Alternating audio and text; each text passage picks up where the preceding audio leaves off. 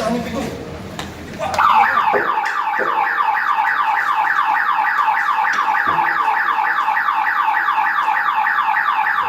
You have seen the video.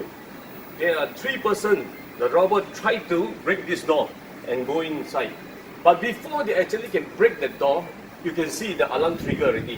This is not using the normal conventional alarm system. This is using CCTV DVR recorder, hook a siren into it. So now CCTV also can become another alarm. So it's extra layer of protection to help you to protect your loved one or your family or your premises. Okay, conventional alarm is usually you have to open the door, only the alarm trigger. But now before you open the door or you break the door or your glass or window, only the trigger. Don't you think it's good when they trigger, they actually can send the notification to me, you see. This is alarm 7, channel 7, they will tell you this is a scene. Okay, and you can manually on off if you want, you can see.